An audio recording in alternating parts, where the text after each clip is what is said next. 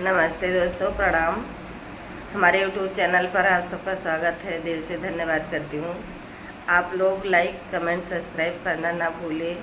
आप लोगों के बीच एक सोहर गीत लेकर आई हूँ, आप लोग सुने और आनंद लें। जय श्री राधे कृष्णा।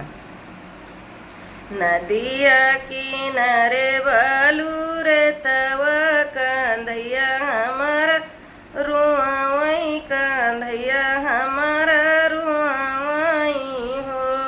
ससुर लैलिए त्यों हमारा कंध इया मई पानी भरी लऊ त्यों, मई पानी भरी लऊ त्यों हो।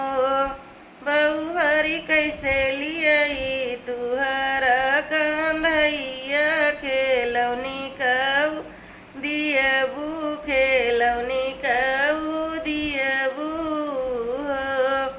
ससुर दई दियबै तू हई, खेलौनी कंधैया जी कै नानी, कंधैया जी कै नानी नी हो।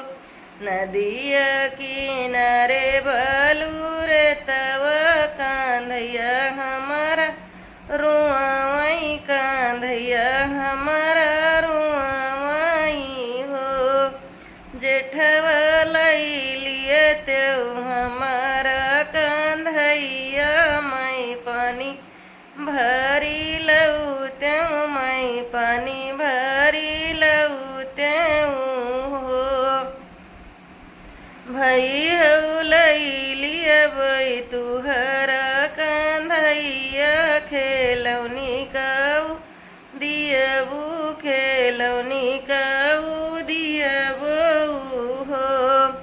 जेठव दई दियबै तू हई, खेलौनी कंधैया जी कै मामी, कंधैया जी कै मामी नी हो। नदिया किनारे बलूर तव कंधैया हमारा रुआवई, कंधैया हमारा रुआवई हो। देवर लैलिए त्यों हमारा कंधैया, मई पानी भरी लऊ त्यों, मई पानी भरी लऊ त्यों हो।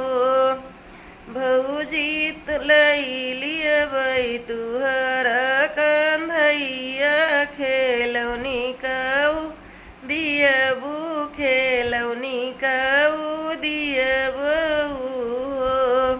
देवर लैलिए हमारा कंधैया, खेलौनी तू दियबै, कंधैया जी कै मौसी, कंधैया जी कै मौसी नी हो।